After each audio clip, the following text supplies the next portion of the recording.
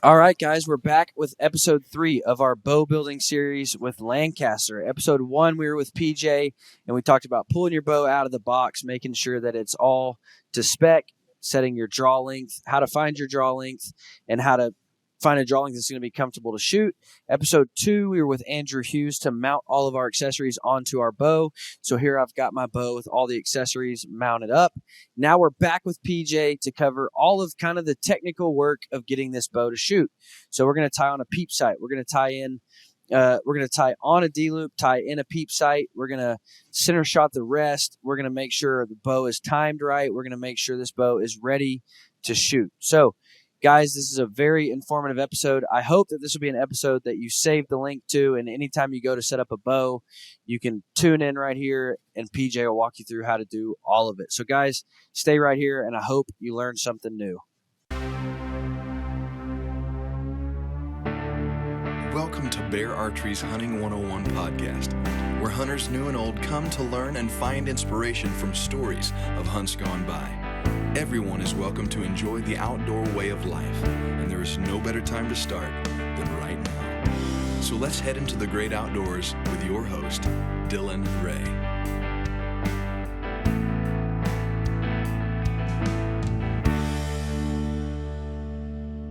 Guys, it is not often that a product comes around that is just a game changer.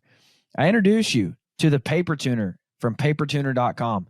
This is a game-changing paper tuner design that is designed from the ceiling down to help you tune your compound, your recurve, your longbows. Best news of all, it's going to take up 0 floor space, and it only costs $75. This is engineered so it's easy to use, very quick to set up and take down with magnetic quick disconnects. It takes you a couple seconds to hang it up, to shoot through your paper, and then take it back down and hang it back on the wall, taking up 0 room in your garage, your shop, your basement, wherever you're tuning bows. There's no bulky equipment.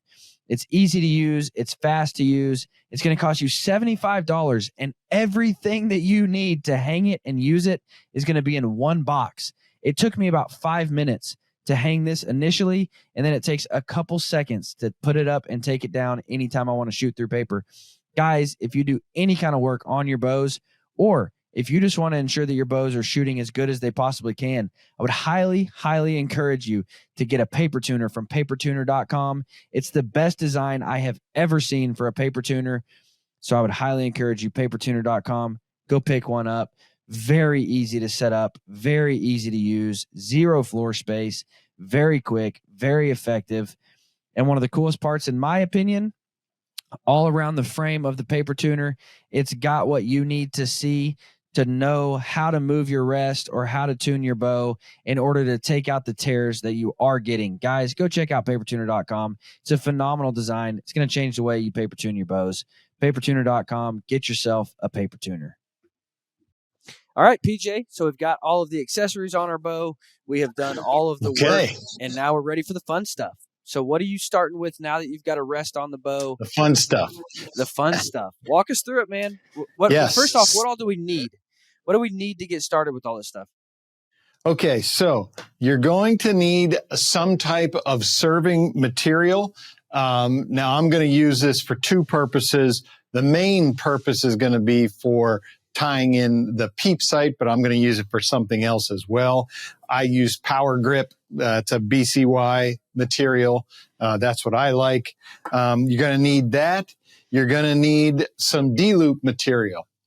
There are 2 basic sizes. There's a 23 and a 24. 23 is going to be a little smaller in diameter, and it's going to be a little flimsier. That's what I like. 24 is going to be a little thicker, and it's going to be a little stiffer. Bow hunters especially, I think, tend to prefer that 24 just because it's super easy to hook up to a D-loop.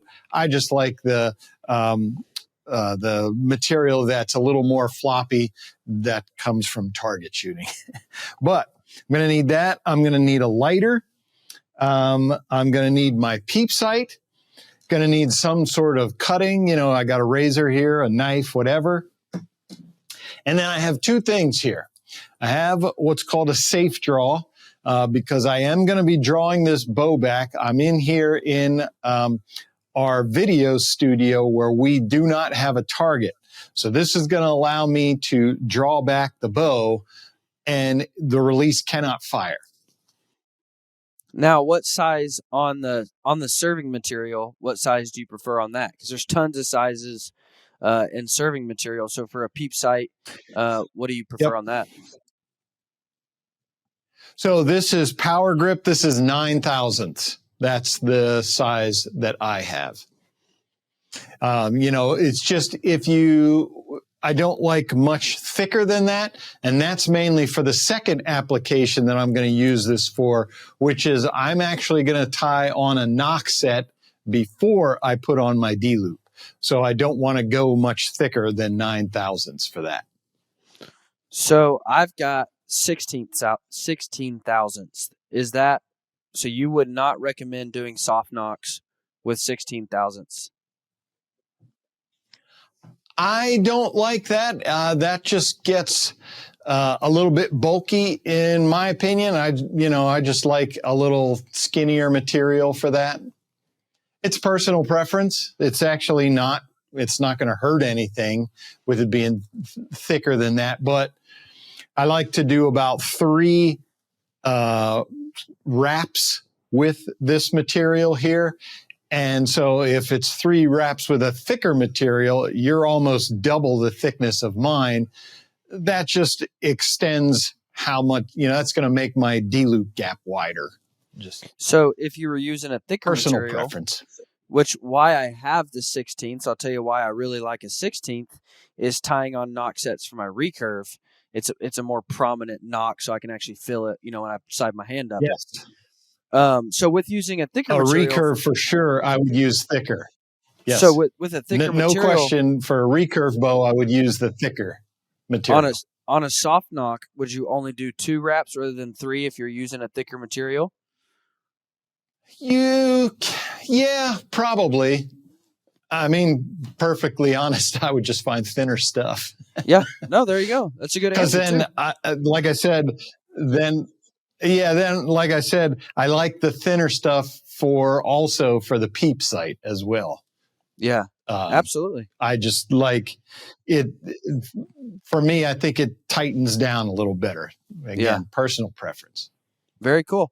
All right. So now that we've got everything on the bow, what are you doing first? Okay, first thing. So I chose a whisker biscuit. And so what I'm going to do is I want to find where I'm going to tie on my knock set. And I tie my knock set on the underside of the knock only. And then my D-loop will touch the knock on the top side. So I only tie on one knock set. And the reason that I do that, quite frankly, is if I have to change out my D-loop, I don't have to start from scratch on my center shot. I will still have my bottom knock set there, and then I can just tie on a new D-loop. I don't have to go back to square one. Also, it helps with knock pinch. So folks who use D-loop materials only, sometimes, especially the thicker, especially that 24 BCY, what can happen is you can start to have some knock pinch in there, which raises your arrow up, causes accuracy problems, etc. So knock set for me serves dual purposes. But what I'm going to do, and I'll admit to being old school as far as this goes, but what I'm going to do is eye it up in terms of getting my arrow level. So what I want my arrow to run. There are these 2 holes in the rest area, in the shelf. So I want my arrow to come through the rest, and I want my arrow to run right through the middle of those holes. You can see them right there. So obviously, then that gives me my nocking point is how I set that. So I'm just going to, first I need the length of material. So how do you know why you do that? How do you know if the rest is the right height before you even start? Like, what if your rest is way too low or way too high? So once you put the arrow in there, So this whisker biscuit, I have one of the V biscuits. This one does have vertical adjustment. Some of the whisker biscuits do not have vertical adjustment, and so you just get them level. And that's what you got to work with. Any of the drop away rests, they're all going to have vertical adjustments as well. So this one has it. So to start, to get my rest position, I just set it in there. I can hold my nock in place, and I can see that my arrow is running right through those two holes. If it was underneath, I would raise my rest up. If it was over top, I would bring the rest down. So I'm setting my rest height based on me eyeing it up, looking to make sure my arrow's level and that it runs right through those two holes. Now, one thing to note too on so a that's drop how I away, get my rest position to start. There's a reason that my my limb driver here, this is the Propel, my limb driver is not tied in yet because I want to set my nock. I want to set it with the arm up. And so that's just easier if you don't go ahead and if you went ahead and tied that down, that's going to hold that arm down. So just don't tie that in until your nock is set. That way I'm working here with an arm that's already up in position. So Correct. what different would you do? Would you do anything different so far if you were shooting a drop away? No, the drop away, as you mentioned, with a limb driven, your arm is going to be up in the resting position. So same thing. I'm just going to line up my arrow, set the nock on the string, eye it up, see if it's going right through those burger holes. If it isn't, then I can elevate or drop the launcher on your Propel. You have the ability to move that launcher up and down. And again, we're just eyeing that up. We're going to make fine-tune adjustments later. Yep. So here's a good example is on mine. Like I said, I haven't set that rest yet. And so that rest is too high. So I need to lower the rest down because my arrow is somewhat level, but I'm above those holes. So I want to drop my rest down before I start trying to tie on a nock set. And with those dropaways too, there are, again, that's a starting point, those burger holes. I've had dropaway rests that I had to start out set up a little bit higher than that because when they fell, they contacted the shelf. And so that makes a clanking sound with some of them. I don't like that. I want it to be quiet. This is for a bow hunting setup. So if I have to elevate that a little bit to eliminate that noise, I will. Now, I'm not going crazy. Those burger holes are there for a reason. You want to stay within contact of them. Like, you don't want them sitting completely on top of those burger holes. But whether it's towards the top of them or towards the bottom of them, that can be impacted by your rest. So we set up a whisker biscuit, and I mentioned a limb driver. However, that still doesn't have any timing issues. So how do you set up a drop away in this whole process, to tie in, to get that to function well? Sure. So let's say we're using a cable-driven rest. They're probably the most common. So what that's going to do is it's going to connect to your downward moving cable. And that's always going to be the cable that is the closest to the handle. That's your down cable. So ironically, on a string like this, our serving does not go all the way down. Generally, I'm going to tie in my cable-driven rest about at the bottom of the grip. So I do not have any serving down there. So I would add a length of serving about maybe 1.5 inches long. Yeah, about 1.5 inches long, with the bottom of that serving section being about even with the grip. My cable, I'm going to split the bundle, run my cable through there. Now what I'm going to do is I'm going to pull it all the way tight. So from the rest to there, I'm going to pull it tight. Then I'm going to draw it back. When I draw that back, the cord for the rest is going to pull through to the point where it needs to be at full draw. So once I get that, I can let the bow down. And now actually, before I tie that in, I'm going to pull it just a tiny bit. I want to make sure that that thing is super tight. The cord is super tight from there to the rest. So I'm going to pull it, not even a 1/16 of an inch. I'm just going to pull it through just a little bit. And then basically what I'm going to do is tie a D-loop knot. One that, as this cord pulls, it's actually making the knot tighter. And so that's how I'm going to tie that for my cable-driven rest. Now, what happens for the limb-driven rest? Oh, sorry. Now, what happens if you do that and then it's too short, or maybe it's too long? It's not coming up all the way. It's not, it's coming up too quick. It's how do you tell all of that? So you'll know if what's going to happen is from that point, it shouldn't be too short. In other words, if I can draw it back when it's free moving and then I just pull it a little bit, you're not too short. I'd have to pull it through a lot and tie it for it to be too short. The way I described it, you won't have the problem with too short. However, if it's too long, what's going to happen is when you shoot, your arrow is going to crash into that rest and you'll hear it and you'll know it. I think I have one here.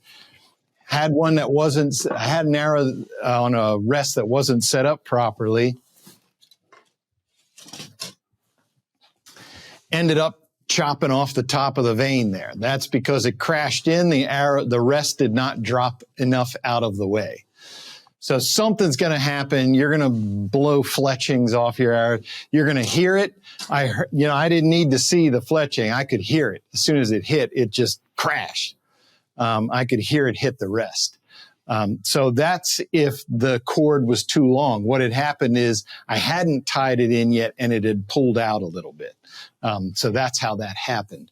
But yeah, those are the problems you're going to see. And like I said, I like to pull it a little bit tight because I have found with some of these dropaways, there's certain particular ones that connection at full draw needs to be super tight or the rest doesn't drop out of the way. I've had issues, impact issues at the target. I just couldn't figure out what was going on. Arrows were going all over the place. Pulled that cord a little bit tighter, problems went away. So that's how I learned, man, especially on this rest, it's got to be super tight. Yeah. And so that is the same, like we mentioned with a cable driven, I want to just pull that as tight as I can when I tie it. So I'm just going to pull down on that. Yep. And you said you tie multiple like half hitch knots on a limb driver, correct? On a limb driven, yes. So once you tie that knot, what I do is I'm going to pull that through. I'm going to tie that as tight as I can, but that's also why you have that adjustability up here on the rest. So once I've tied it to the limb, I'm just going to loosen that set screw, tighten that down as much as I can, then tighten the set screw back. Because just like PJ said, on a limb driven, you want to make your adjustments at the top. A lot of people think they have to make it at the knot at the bottom. Don't make your adjustments there for tightness. Just get that secured. Make your adjustments up top. Whether you have a football clamp or like on the Propel, it goes through a screw. You just want to pull that tight and then tighten down the screw. Yep, absolutely. Okay, so some of those limb-driven rests, you'll have a spring or some kind of rubber dampener that is intended to kind of cushion that connection between the limb and the rest. So there's a little bit of give that's built into it. And so there you can pull it tight, but it's not truly tight because you've got that spring action. So with those, what I like to do is I'll tend to pull them down a little bit. In other words, I want to see that spring start flexing back towards me. Or on the rubber dampener, I want to see that rubber dampener starting to stretch. Basically, I want to take some of that elasticity out, then lock it into place. So now it has room to spring both ways. I don't want to pull it super tight so that, basically I'm straightening the spring out, but I want to give it a little more than just tight. Yeah, absolutely. That's to make sure, that when you, obviously the limb driven rest works in reverse from a cable. As you draw it, the rest pops up and then the limbs snap it back down. With a limb driven, it's pretty easy to tell if it's too loose, because when it's at rest, your launcher will start to stick up. It doesn't go all the way flat against the arrow shelf. If it's not sitting flat, then you need to pull it tighter. Which is why I'm so glad that Trophy Ridge came out with the Propel. I am a limb driven guy. I like limb driven rests for all the reasons that I used to say I shot a whisker biscuit. I can fix this in the field. I don't have to have a bow press, to put it back through my cable like on a cable driven. I can fix this in the field. It eliminates the timing issues with that cable coming up and down. You pull it tight and you're ready to shoot. So I'm really glad that Trophy Ridge came out with the Propel. It's a phenomenal rest. So guys, if you haven't checked it out, I definitely would. For $100 rest, you really can't beat that in a limb driven rest for $100. So that's what I was going to say. The price point for that one, for a limb driven, we really don't see that anywhere else. Yeah. So now that you have the rest set to where you want to do, now that you have the rest set to where when you hold the arrow, it's somewhat there. Do you do any kind of leveling on the arrow, or are you 100%, eyeballing it? I'm eyeballing it. I'm old school, so I've found that I can usually get it pretty close. What's going to happen is it's irrelevant, actually.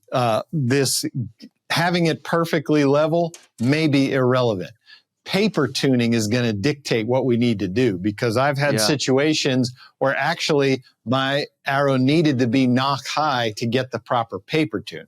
So level is just a starting point anyway. So to my way of thinking, it doesn't need to be perfectly level. I'm going to fix that rest position once we go to paper tune. Absolutely. All right. So then what do you do now that you have it somewhat level? Okay. So I've got my piece of power grip already cut here. And so I'm going to go, I have an arrow nocked. I'm going to go in. I'm going to do 1/2 hitch. And now I'm going to tighten that down pretty good, because I'm going to pick it up and I'm going to check. So there I can see I tied that too high. Well, okay, I only have 1/2 hitch in it, so I can just slide this down the string.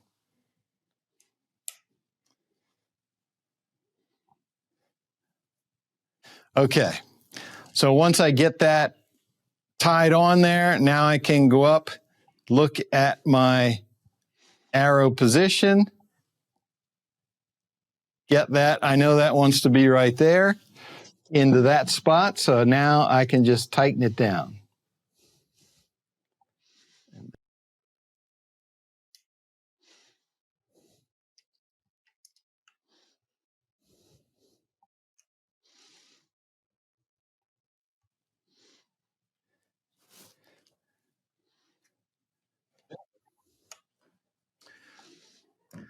All right, so I've got my position there. Just going to tighten that down. Now that's going to be my first wrap for my knock set. And so I'm just going to do one wrap over top. I'm stacking these vertically, going underneath each other. So I end up with 3 rows of power grip stacked vertically. In other words, it goes down the string. There are 3 sections, 3 coils, one on top of the other.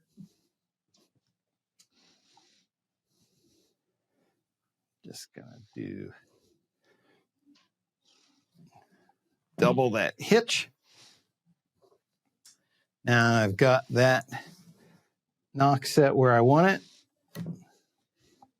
Cut that off and then burn down my ends.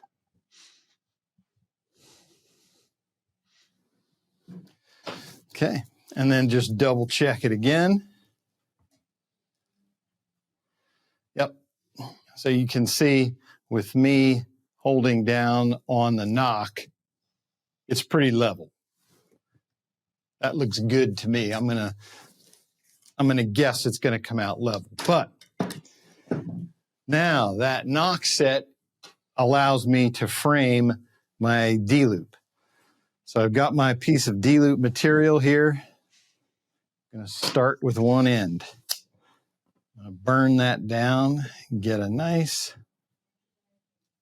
you can see that nice bead on one end there. Make it even rounder. You don't want to go crazy and set it on fire, but it's meant to melt down. There you can see I got a nice mushroom.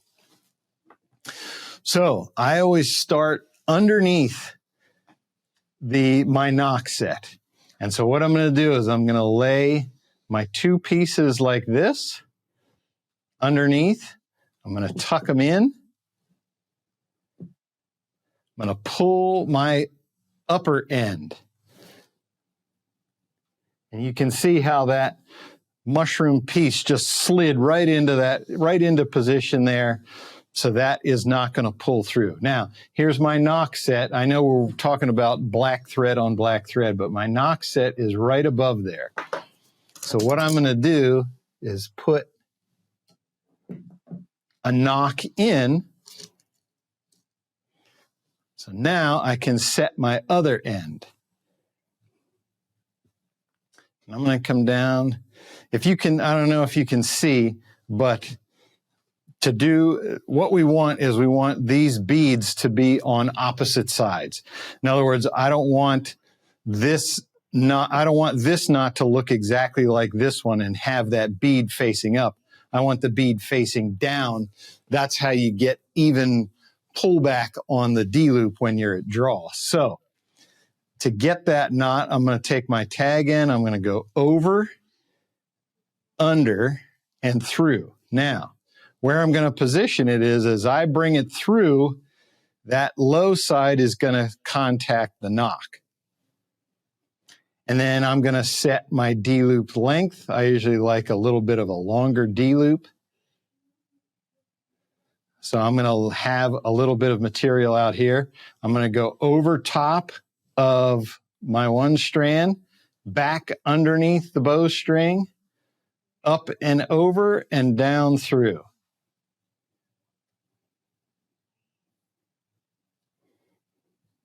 So you can see where I'm going to cut this off is going to be my mushroom. It's going to be on the underside.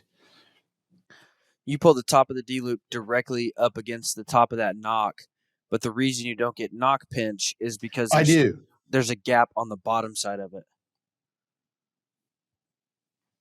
There is a little bit of give, if you can see this. So because the D-loop the material is actually touching it on one side of the knock, it naturally creates a little bit of give, even though it's touching it. You can see it's touching it right there, but there is that little bit of give.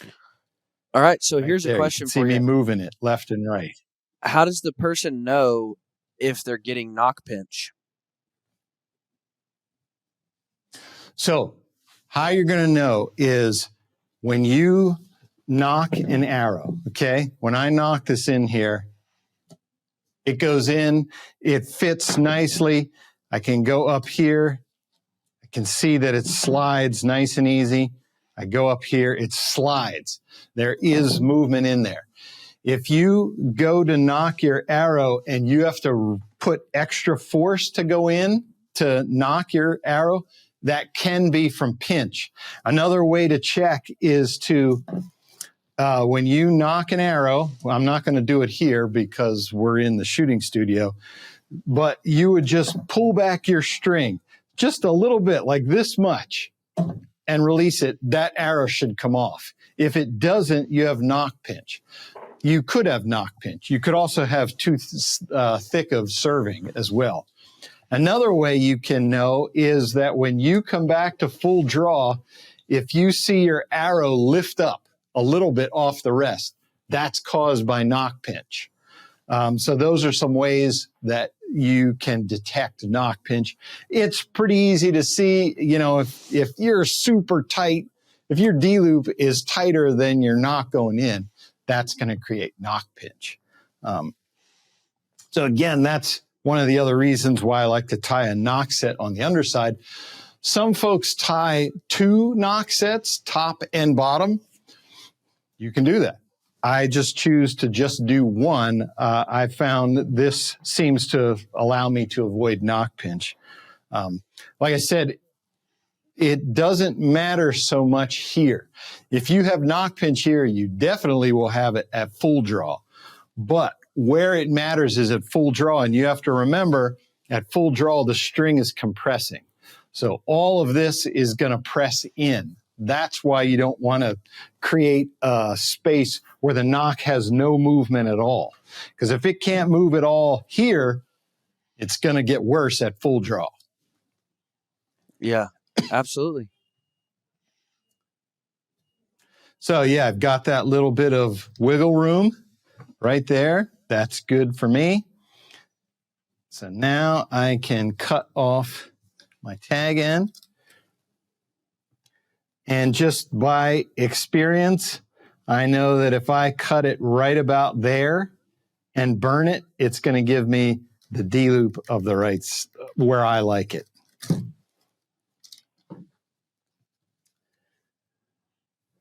Just going to flatten that out. Burn that down. I want to get it away. I want to burn my D-loop. Okay. One thing I did forget to mention in the beginning in terms of tools are D-loop pliers. And I grabbed 3 different sets here just to show some different features. These 2 right here are Easton's. And, you can see how these function. These right here, this is going to be where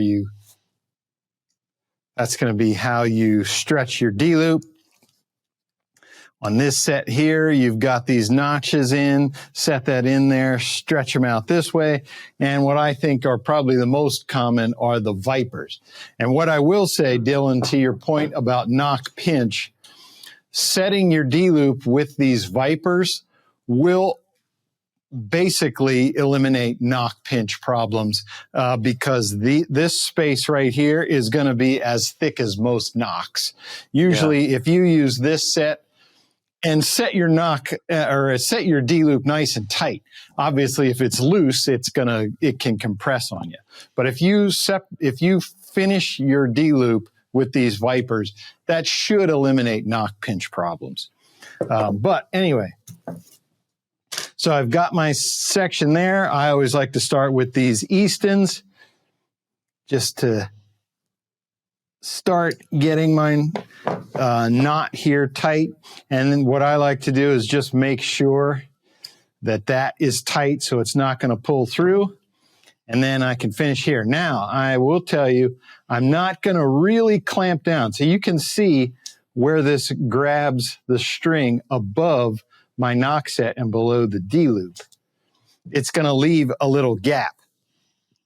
But what I mentioned about I didn't really crank on it I didn't really force it to stretch this out and get it super tight because we may have to spin it a little bit once we work with our Peep sight. So I want to be able to maneuver that until we get everything set where we want it. But now you can see my D-loop right there. Got my arrow in there. Plenty of room. I'm not worried about knock pinch. It still looks good to me in terms of being level. But again, once we go to paper tune, we're going to set that. What are the most common mistakes when it comes to tying on a D-loop? What do you see people do wrong the most? So most common with the D-loop, quite frankly, most common is people tying them so that the two knots are facing up rather than being on opposing sides. That's super common to where they have that. Or tying them with a device. If I only used this set of pliers to get it, I could have my D-loop compressed pretty tight on itself, which would create knock pinch problems. So if this is the only set of pliers you have, you can absolutely do it. You just have to kind of pay more attention. What I was told to think of with my eyesight, I can't actually see it, so I go more by feel. But when your knock is in there, what you want to see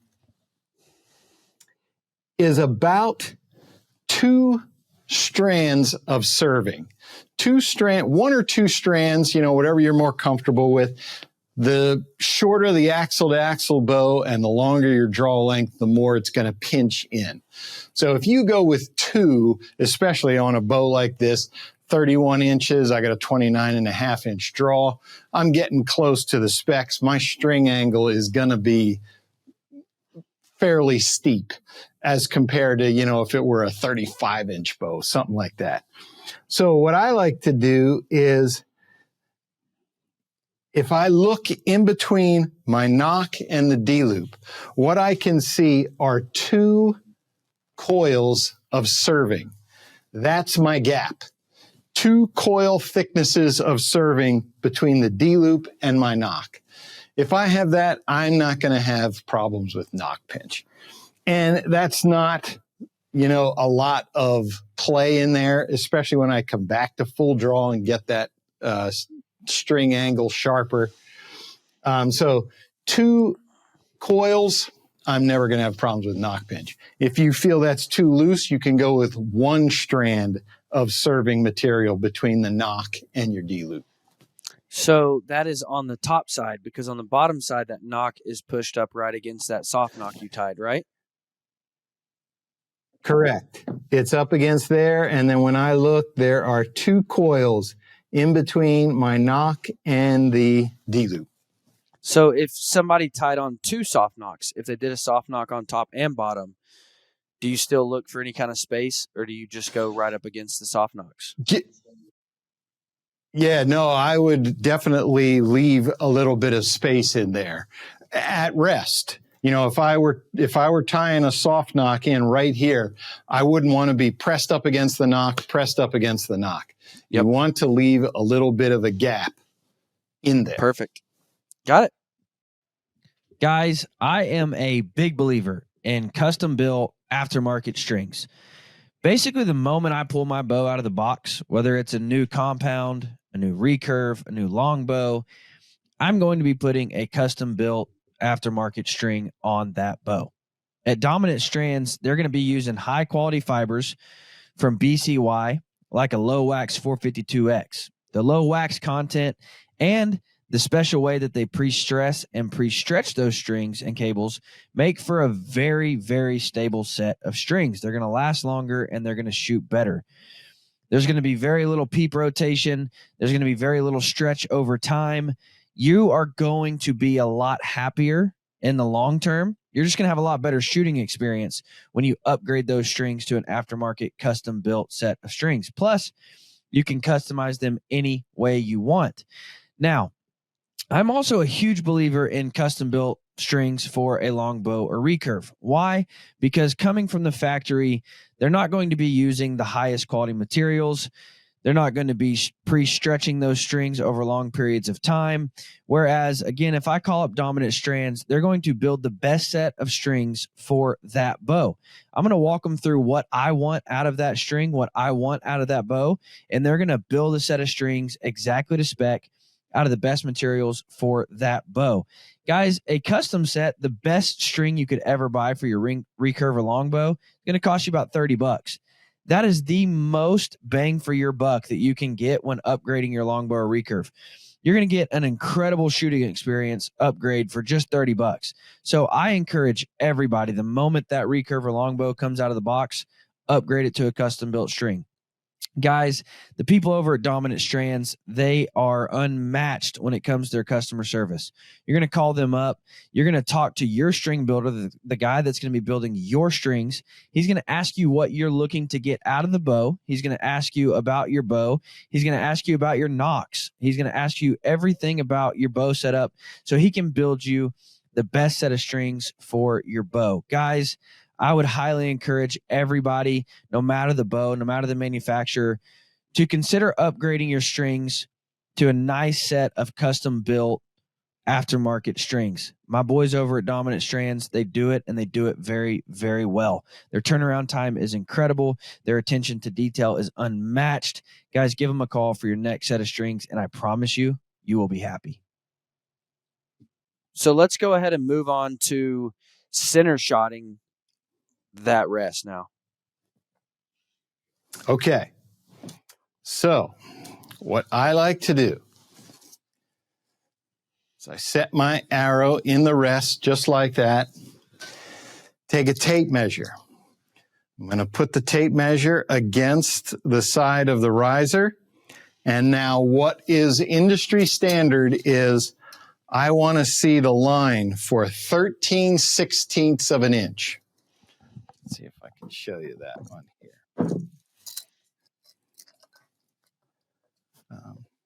So obviously this is going to be 16/16. So we're going to go 15, 14, 13. I want this line running right down the center of my arrow. And so I come in here, and right now this rest is between 15 and 16. So I know I have to move my rest in towards the riser, which is easy enough to do on the Whisker Biscuit.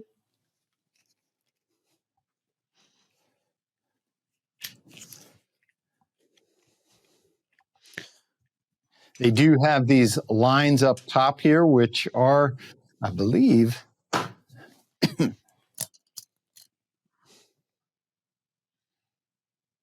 yeah, these lines are 16ths of an inch. So I know I want to go about 2/16. So I can check that before I tighten it down.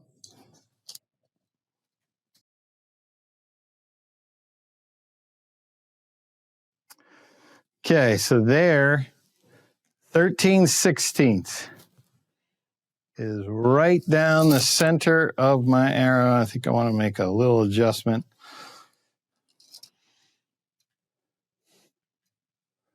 Yeah, 13/16 right there.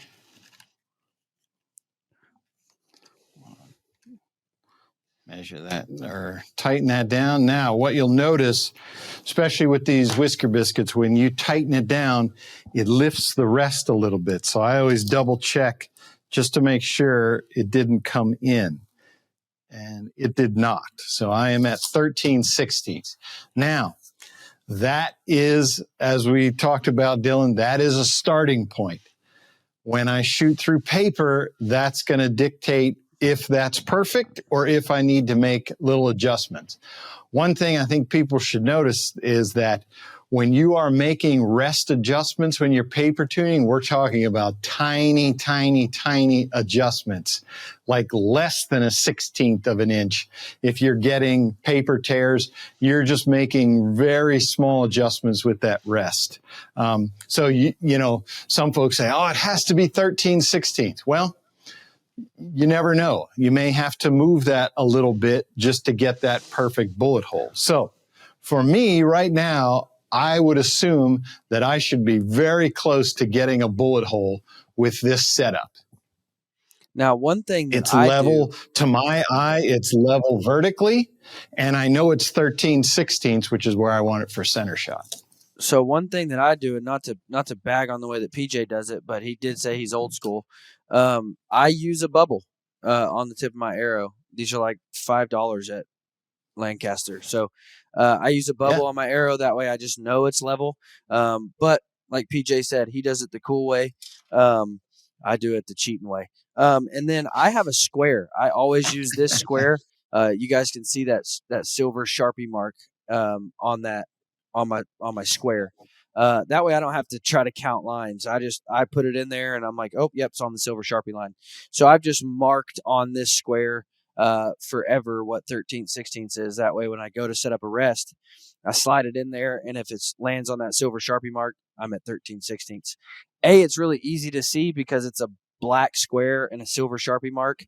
So it's just really prominent, so I can just slide it in and out with that silver Sharpie mark. So just a couple things to make it quicker and easier on you. But again, these tools are all, everything that we've talked about, like PJ said, a lot of these tools make it easier, but they're not 100% necessary. However, if a tool costs me, $7 and a bubble's $5, and it makes it so much easier, that's what I choose to use. So, PJ, now that you have your rest set up, where do you move on to from there? Okay, so for me, I'm going to still stick with my setup. Now that I have everything set, I'm going to check my timing.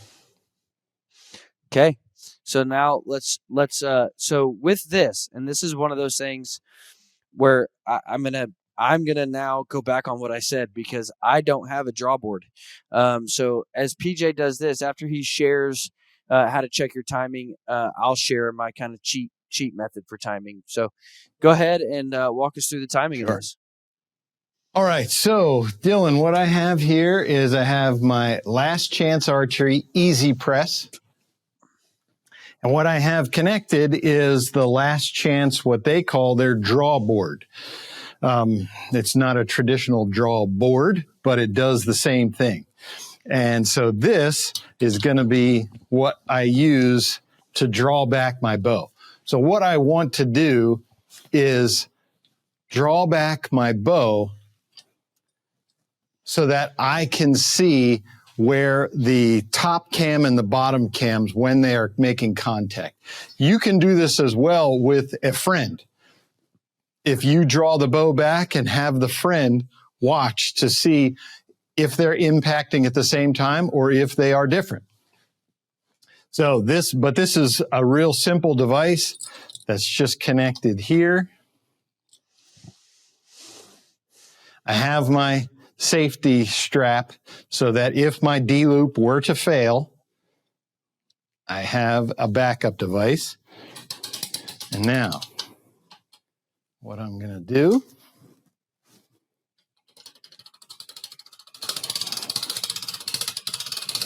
draw this back, and now it's going to be on the other side, but my draw stops are going to contact the cables right inside here. And I'm afraid you can't see it too well.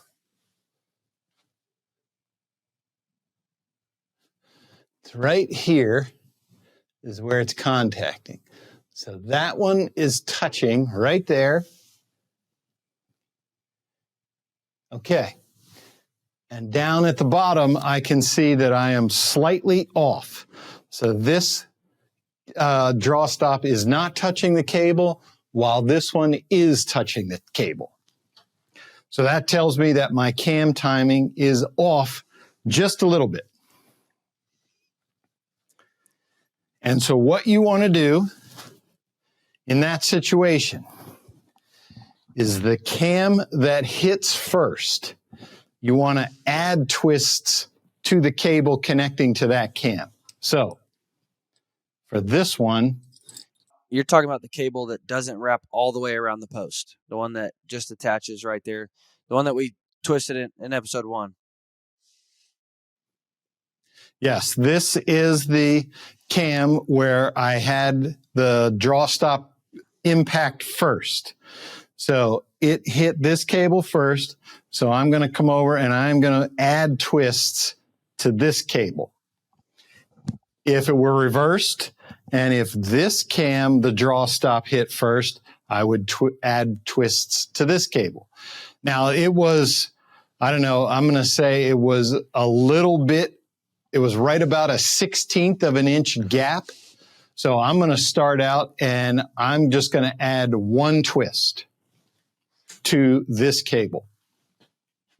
Now, as PJ makes those twists, I'll tell you what I do, because he mentioned if you have a friend, then you can, that friend can look at your cams. I don't have any friends. So what I do is you found that too funny, PJ. What I do is I video my bow as I draw it back, and I'm going to video it in slow motion as I draw that bow back. And then I'm going to take it and I'm just going to, go into my video editing app, and I'm going to cut it to where I can look at the top cam and the bottom cam right beside each other in slow motion as they rotate. And then I just watch it. And then in slow motion, I can see as I draw that bow back when they're hitting and when they're not hitting. So a friend is a good tool to have. But unfortunately, I'm normally setting bows up during the day here at my house when my friends are at work. So I normally just, like I said, video it and then watch those back in slow motion, and I can see when they're hitting. So I added a twist to my top cable. And one thing, since we're talking about like what are some things to watch out for when you're doing things like that, is to always make sure before you do anything, make sure that the cables are all in the right tracks. It would be very easy for me to lay this cable, outside of this track, which it should not be. Or when I'm working on this one, something else could come out of line. You always want to check where it comes through the rollers. So things can just get out of line once you disconnect the cable. So just when you reconnect it, make sure everything's in the right track before you draw it back. So I have added a twist. Now I'm going to hook back up to my draw board.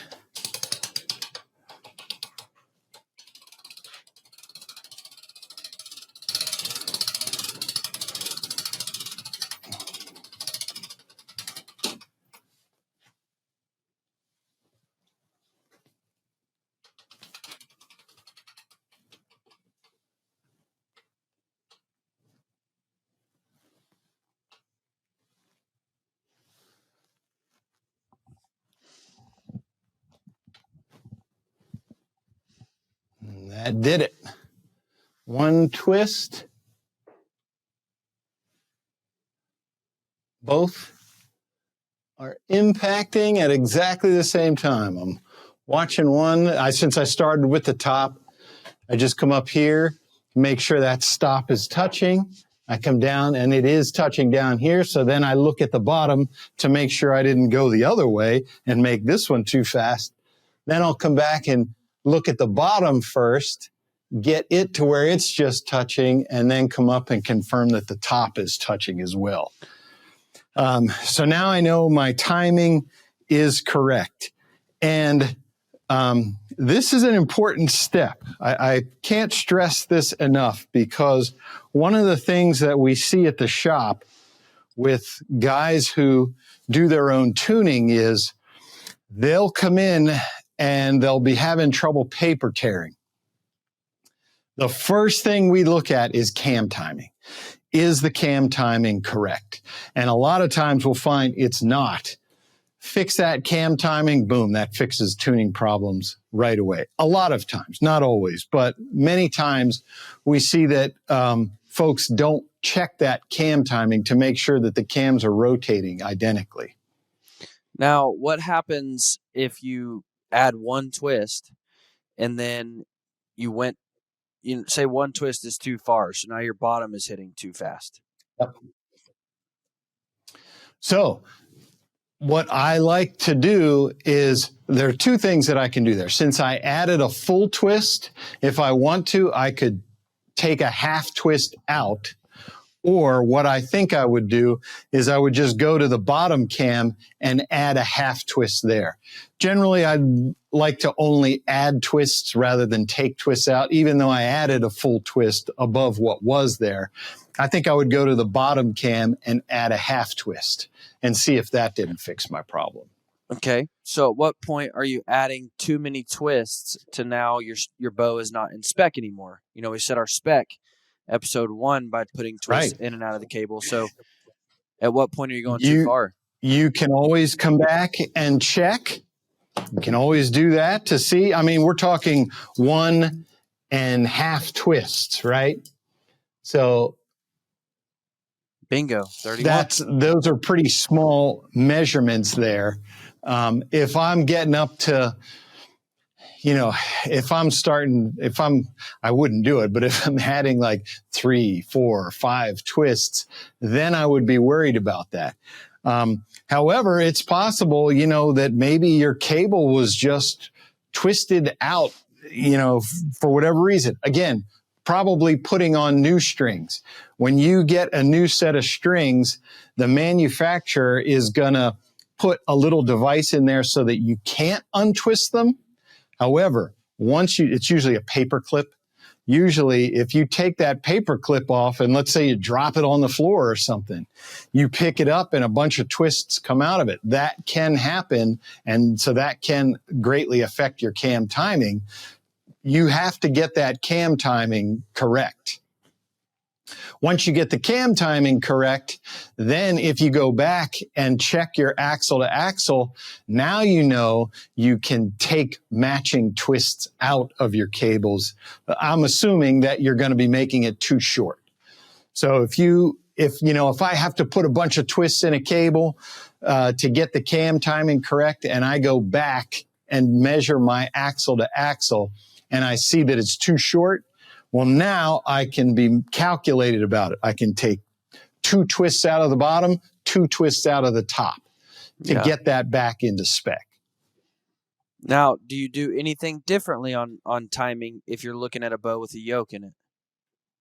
If I'm working with a bow that has yokes, no, I'm not going to do anything different. You're still going to have one connection to the cam on each cam. I'm going to work with those. Gotcha. I'm not really playing with the yokes until I get into paper tuning and affecting cam lean. That's the only time I'm messing with yokes. All right. So you just said a key word, and we're going to dive into maybe a bit of a rabbit hole. Explain cam lean. And, a lot of guys see somebody else shooting like, oh, dude, that cam lean's horrible.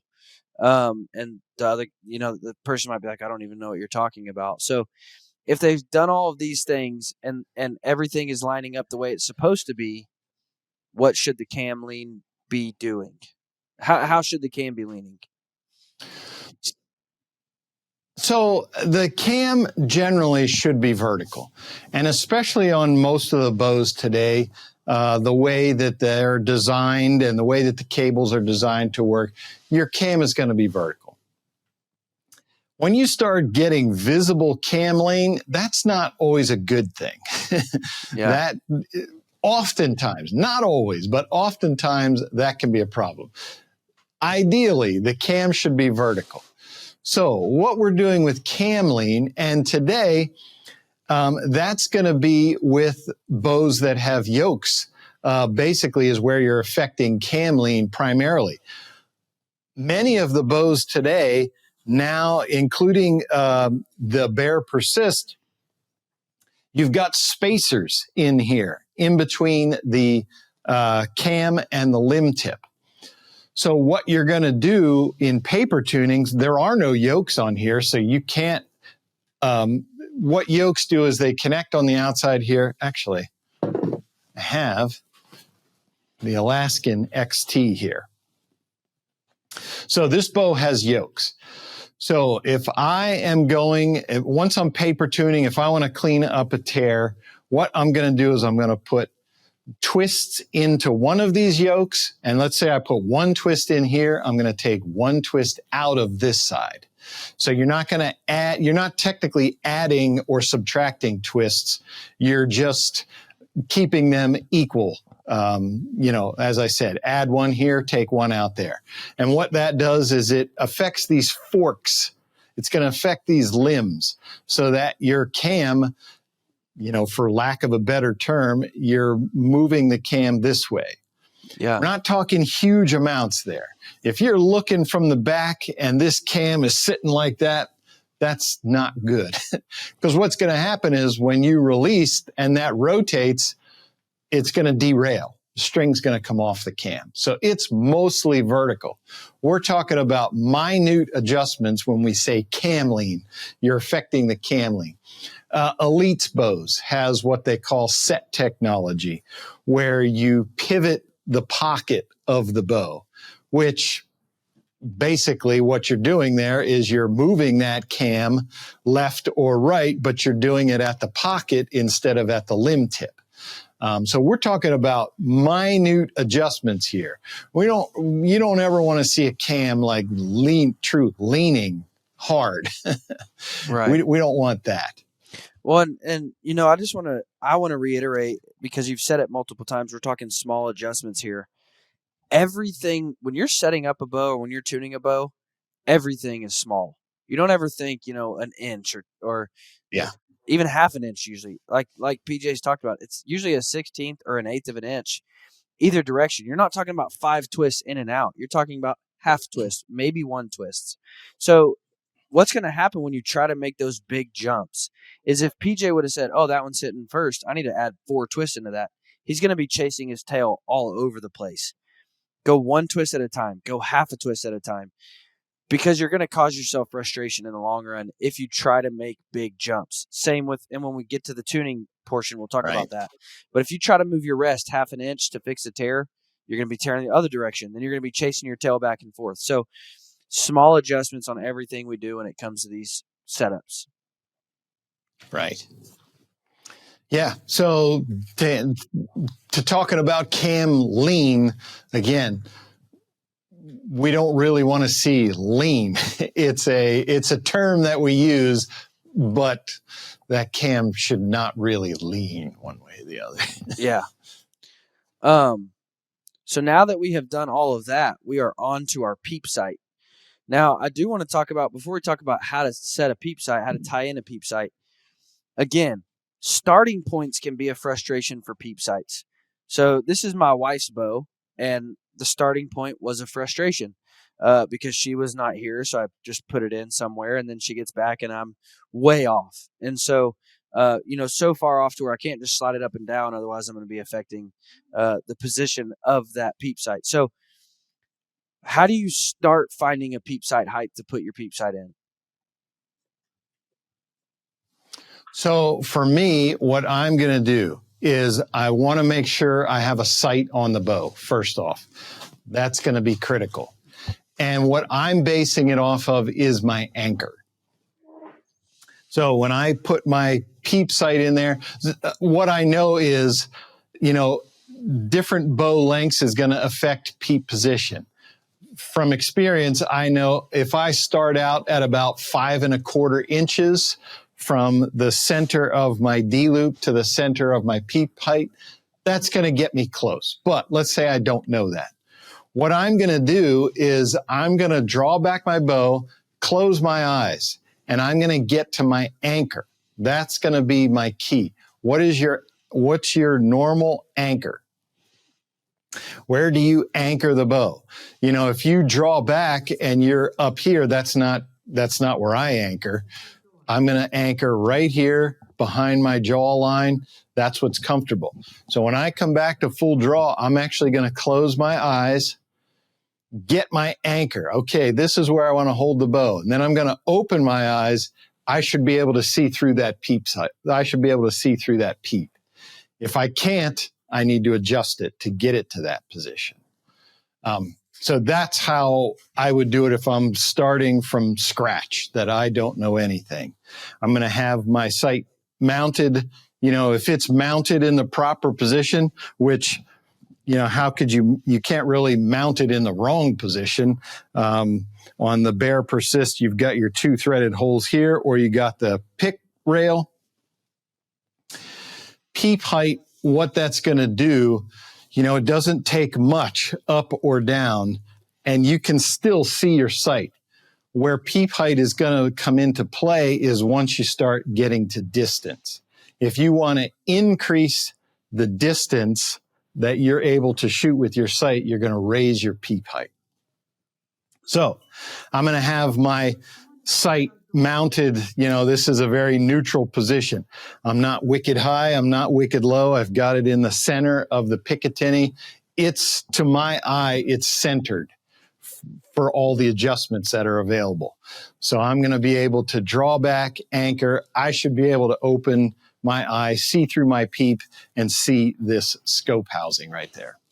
All right. So you brought up a good point. If you're working with a slider sight, I'm going to set that so I don't know where it's going to be, right? So if I'm working with a slider sight, hopefully what I'm able to do is I want to be able to have maximum movement down. That's, if you're starting out and your slider's already all the way down, you're not going to get any distance out of that. So I want to have the slider bar, I want to have that up so I can go all the way down. Well, to do that, I don't want it, my scope's not going to be all the way at the top.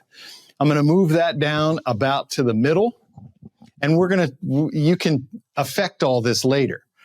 But I'll have my slider moved up, scope moved down.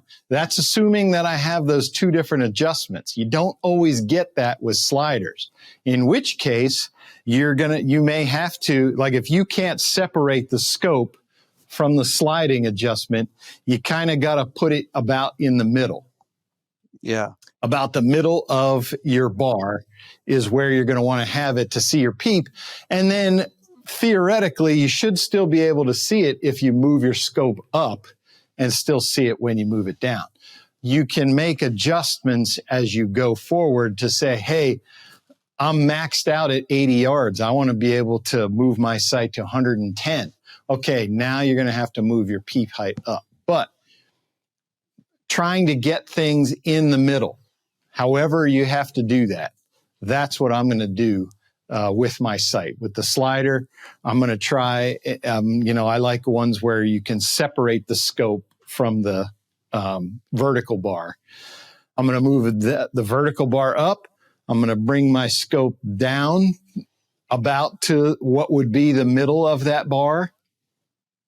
And if I can see through there, I'm probably going to be good. And then you go out and sight in, and then you can make your adjustments from there. Yeah. No, that's a good point. Because I was just going to note that I set my peep height with my scope at about the 60-yard mark. And that's going to, I'll still be comfortable at 20, and I'll still be comfortable at 100. Yeah, if you know what that is, it's easier. I'm thinking of somebody who has no idea what 60 yards, right, where that should be, where 20 yards should be. Trying to get things fairly in the center. I mean, you can see that right there where I have this. This is basically in the center of the sight window.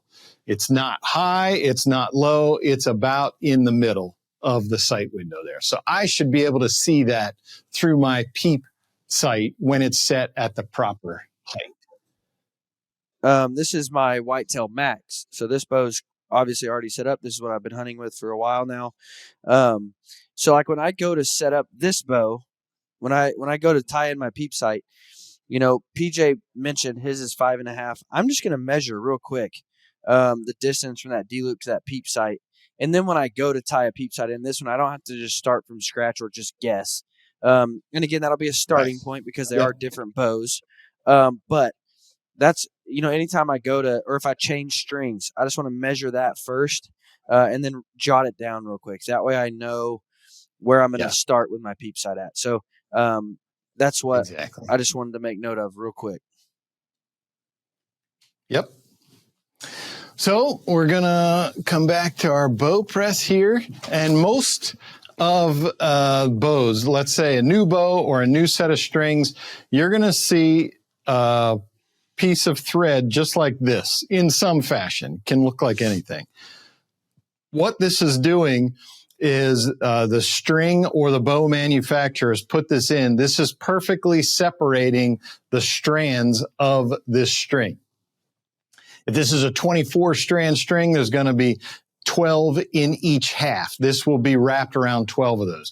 So that's the purpose of this, and you want to You want to make sure you hold on to that till you get your peep sight in so that you know you're putting your peep sight with equal numbers of strands on both sides of the peep.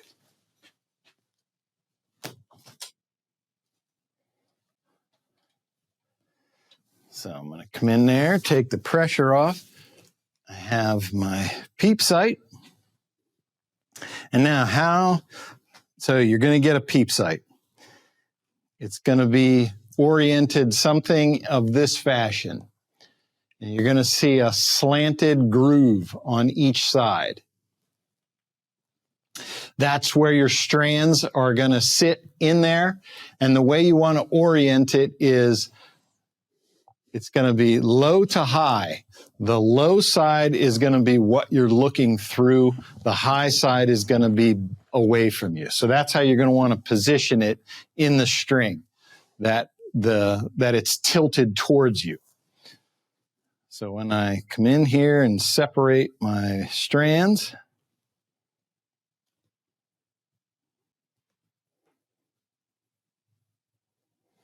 set my peep in there. Now I'm just going to come back. Since I know where I want it to be, that's too high. Now, one of the things that we're going to talk about is how to get this peep so that it's aligned properly. So you could see there, my peep sight, I set it in there, it was too high. So I could just slide it down, but if I do that, that's going to cause the string to twist. So I'm just going to come in here, move some of the twists, and then replace my peep so that it's still facing forward. And that's a little bit too much.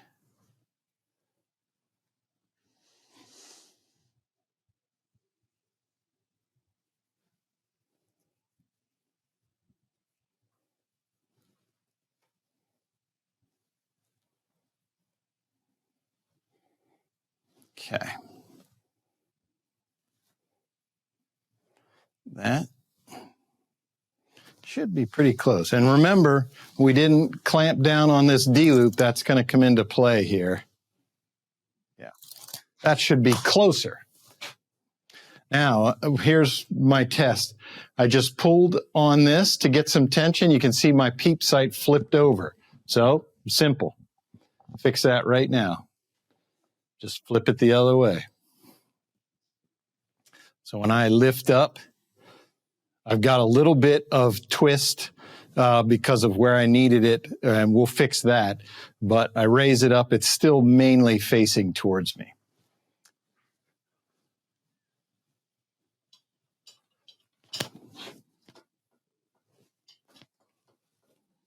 So I take that out. Now, I have my safe draw here that we talked about. So as we mentioned, we are here in the video studio. This is a safe draw. This is basically, it imitates a release, except it cannot fire. So ideally, some folks say, oh, you should never draw a bow back without an arrow in it. Well, at Lancaster Archery, we, especially in our pro shop, we're testing bow sizes all the time.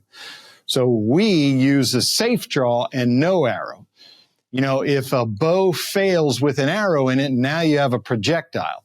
I know folks are saying if the D-loop fails or something without an arrow in it, now I destroyed the bow. That's kind of a pick your poison thing. Do you want to have a projectile, or do you want to have a bow that just blows up? But what we've seen is, if you tie everything in properly, it's not going to happen. But we don't have a range here, so I'm not going to put an arrow in this bow. If something happens, I would just rather have the bow dry fire. That's, like I said, it's kind of a either or situation. So that's why we do it this way. But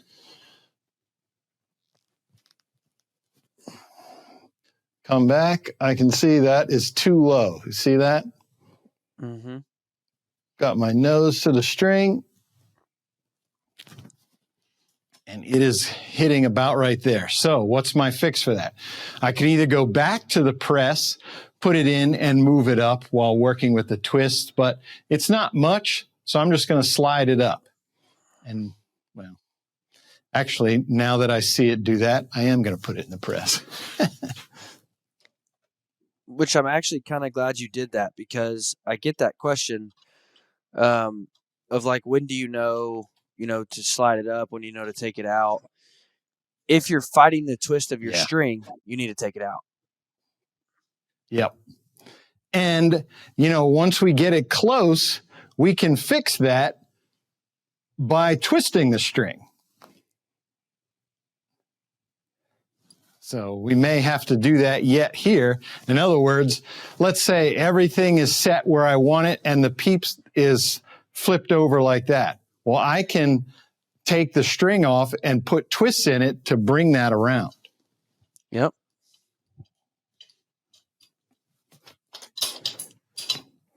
Okay.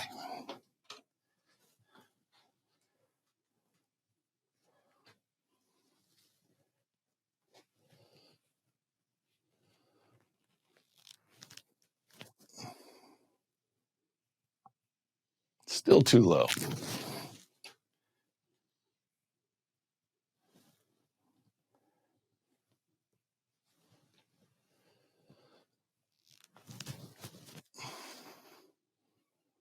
All right, there we go.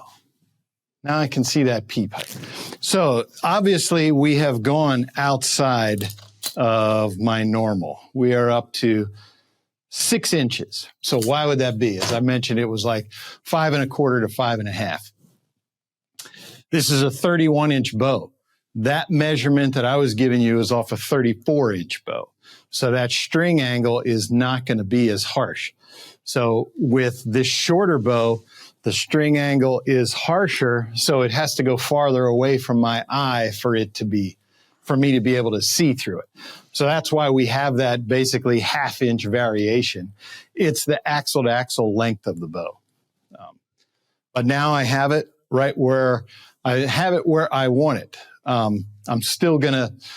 What I'm going to do is I'm going to pre-tie this in. And what I mean by that is all I'm going to do is I'm going to wrap around the Peep sight itself. I'm not going to put ties above or below it yet. So by tying it in that way, just wrapping it around, the Peep sight can't fly out.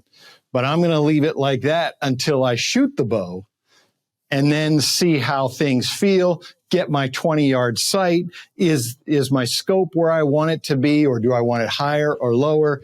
This way, by not tying it in completely at this point, I can still move that Peep to get it where I want it.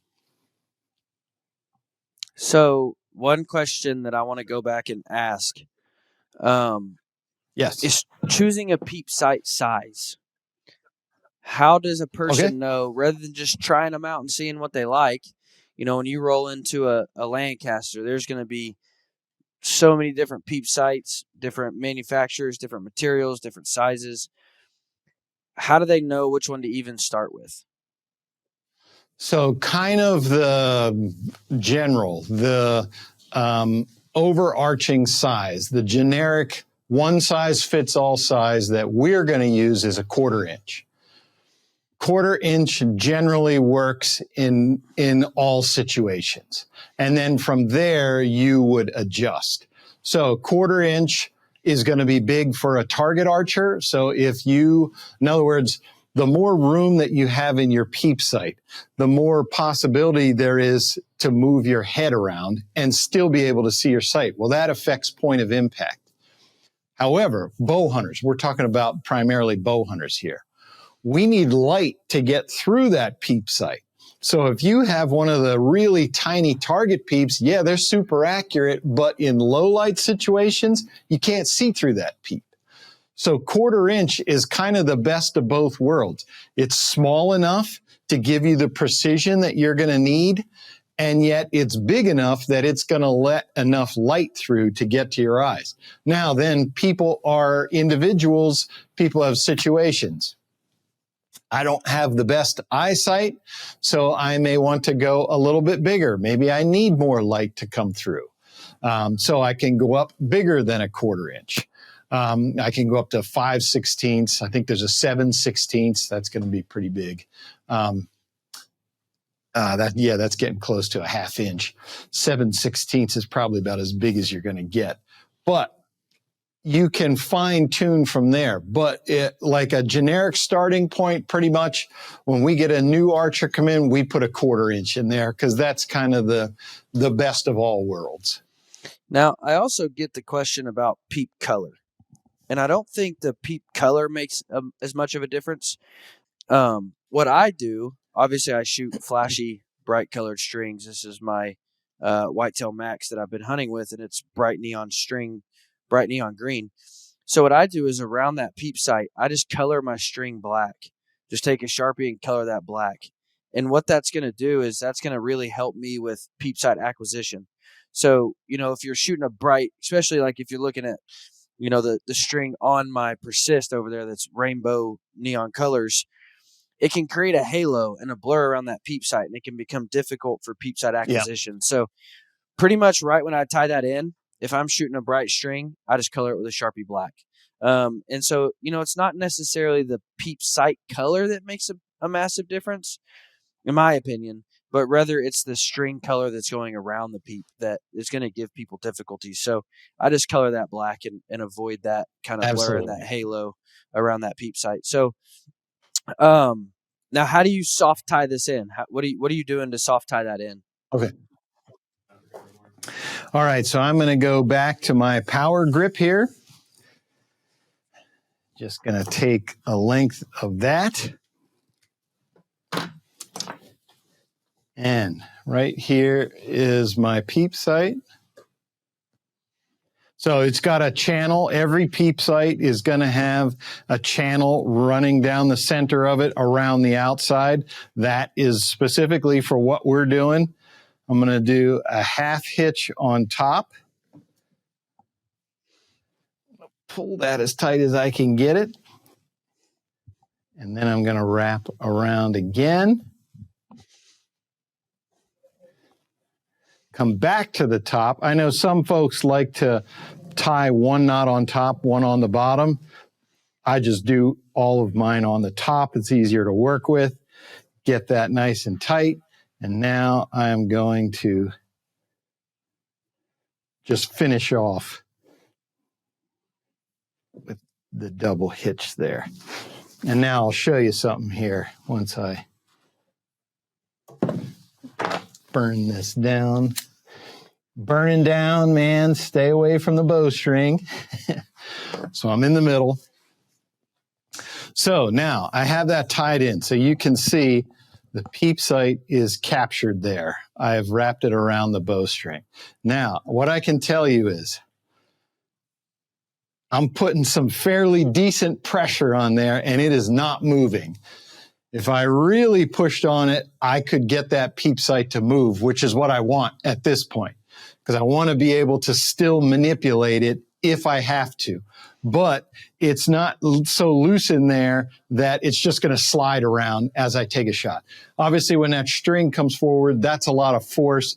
If it's just loose in there, it could fly out, it could slide up, it could slide down. I want it to stay in position unless I need to move it. So right now it is in there. It's tied in that I can't move it with gentle force. A lot of force, yeah, I could get that thing to move. So what are you doing if you go to start shooting and that peep sight rotates and now it's, halfway around? How do they fix that? Okay.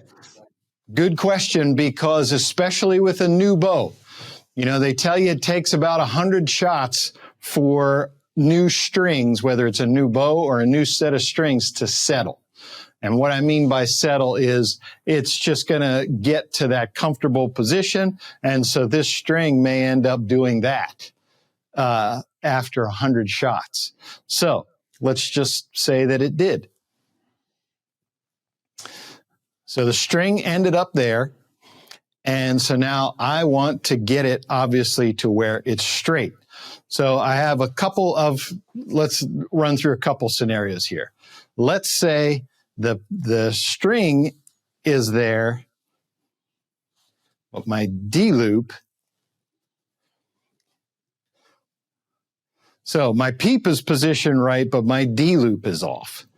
So remember, we didn't crank down on this yet. One option is for me to just spin my D loop to get it to match my peep sight. So I've got my D loop to match it. Okay. Now, problem 2, let's say it's still sitting like that. Simple fix. Go back to our bow press.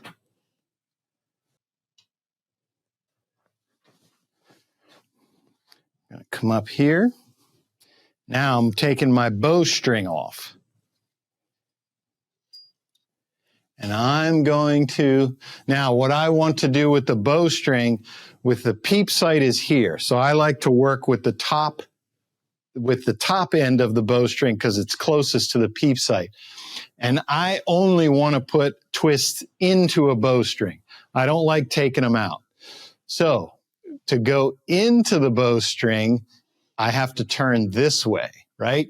So what I have to do is I just have to keep that rotating until it comes around.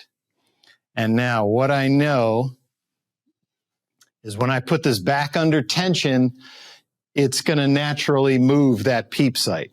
So my belief is that if I start right there, I think this peep sight, when I take the tension off the press, I believe it's going to come around. So I'm going to start right there and see what it does.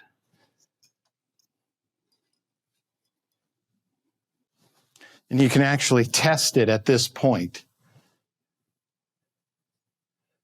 It looks like it's coming around. So we will take the pressure off. And what do you know? It did come around. But now, actually, this is a better example. We can go back to the peep sight came around, my D loop's off. Move the D loop. Spin the D loop. Now my D loop matches my peep. Now I should be ready to go. All right, so now that everything is lined up, and say you've shot this bow 100 times and everything's settled in now, do you go back and cinch that D loop now so where it doesn't move anymore? Well, yeah, not yet at this point. What I'm going to do is I'm going to sight in first because I may still have to move my peep. I don't know that this is the actual final resting place of the peep yet. Now I'm going to shoot to sight in, and I want to see where I need to end up with my bow sight. I might not have to move this peep sight at all, but in case I do, I don't want to cinch this down yet because if I have to slide this down, now we're going to get it out of alignment again. Basically, I'm going to cinch down the D loop when my bow is ready to shoot. When I have it sighted in for 20 yards, I'm good to go. I know I'm not moving anything. Then I'm going to tighten down that D loop. So once everything is settled and you know exactly where it's at, how do you finish tying in your peep sight? Okay, let's just assume that I have determined everything is where it needs to be. There are a couple ways to do this, and there are several ways. And it is one of those questions, it's one of those Ford Chevy questions as to who likes to do it what way. I think I am a simple person, so I just like to keep it simple. So I am going to tie 2 separate sections. Some folks like to just do one tie-in section and then wrap it around the peep and keep it going. I just do 2 sections. For hunting, for my target sight, I will do 1 section because I really don't want that peep sight to move. Here, this shouldn't move. I can't say I've ever had it move, but It's definitely secure enough. It's kind of added security. It's like having 2 locks on your door instead of 1. So here's how I tie in a peep. Get this out of the way. I'm going to start. I've got a section about this long, running this string through my bowstring, and then there'll be a natural V where the 2 sections, the 2 bundles of strand meet. I'm going to go to that point and just a little bit farther, I'm going to pull it in. Now I'm going to take the long end and I'm going to go around in front of my tag end 1 time right there. Now I'm going to take my tag end, fold it over top, and I'm going to go over the top here. And I'm coiling these. I'm not stacking them directly on top of one another. I'm coiling them, moving down towards the peep. So I'm going to go 1, 2, 3, 4, 5, 6, 7, 8, 9, 10. And then I'm going to pull it tight. Okay. Now you can see I have my tag in here. Now I'm going to go in, I'm going to stand up the tag. I wrapped all those other ones on top of the tag. I'm standing it up and pulling it back. Now I'm going to go in front of it. 1, 2, 3, 4, 5, 6, 7, 8, 9, 10. Okay, now this is where it gets a little bit tricky. It's actually not once you do it a bunch of times, but I'm going to take this end and I'm going to do what they call back serving. So I have my end. This is my loose end. I'm going to put this on the inside of the bowstring. I'm going to take, basically what I'm doing is making a loop here. You can see I'm impacting the underside of the string, making a loop, coming over. And now I just lost. Oh, no. So impacting the bottom of the string. So inside of that, I'm going to wrap my string. 1, 2, 3, 4, 5. Okay. Taking this tag end, laying it down on top. You can see this end of my string is wrapping this way. So I'm laying my string in front of that. And now when I go down here, basically I'm wrapping here, which is unwrapping here. 1, 2, 3, 4, 5. Until I come back to this loop. Take that tag end I've been holding, pull that tight. Now, what that did, so what did we do? You can see our tag ends are not on the end of the string. They're more towards the center.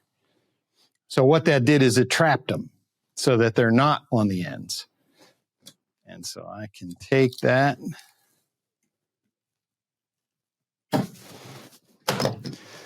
Cut both of those, burn them down. And now I'm just going to do the same thing on the bottom. So how much, I counted all those strands. To me, it doesn't really matter how many you do it. What dictates it is the gap created by your peep sight. If the peep sight were smaller, this gap would be smaller and I wouldn't need that much tie above it.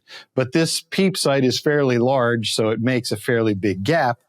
So that's why my tie is as long as it is there. But now I will go. So how much do you want to Same compress thing. that gap? Because if you were to pull that, you could pull that in or out to decrease the gap or increase the gap. You could. Now, that's one of the things. So mine, the way I pull mine tight is they're tight. There are ones I've seen where you can slide this. You can't slide mine. Some people, you can take this and shove it down and compress on this. My bundle does not move. I pull it pretty tight. But yeah, how tight do you want that? Well, that is, you want to make sure that your Peep can't move. However, there are some Peep sights out there, especially ones that are aluminum. If you get an aluminum Peep sight and you make this angle super sharp, you can cut. I've seen it where they will cut the bowstring strands because of the Peep sight. I don't ever want that. I want it to come off at a little bit of an angle. And for me, this is close enough. My Peep sight's not going to move. So you just want to get it to a point where there's enough compression here by these bundles that your Peep sight can't move. But yet you don't want to make it so severe that you're going to start cutting strands, especially with those aluminum Peep sights. Yeah. So I'll just do this bottom one.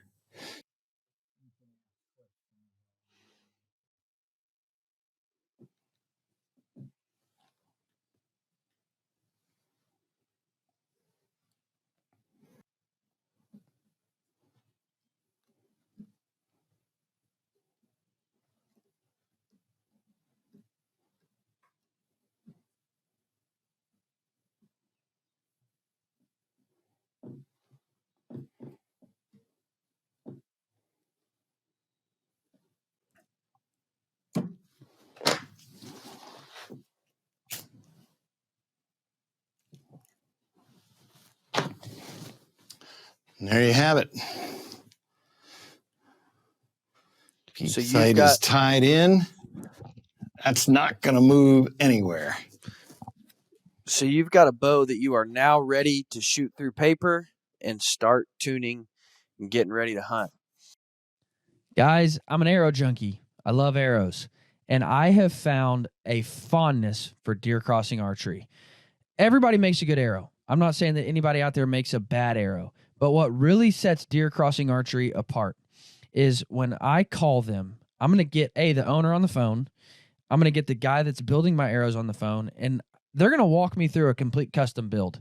They're not shipping me a box of arrows that they ship out to everybody. I'm going to pick my knot colors, my fletching colors, my wrap colors, the fletching configuration I want on the arrows. Not only that, I'm going to walk him through my setup. I'm going to walk him through what I'm looking to get out of the setup. I'm going to tell him total arrow length I want to be hitting, total arrow weight I want to be hitting, total insert-outsert weight I want to be hitting, FOC, and he's going to custom build a set of arrows and send them to me.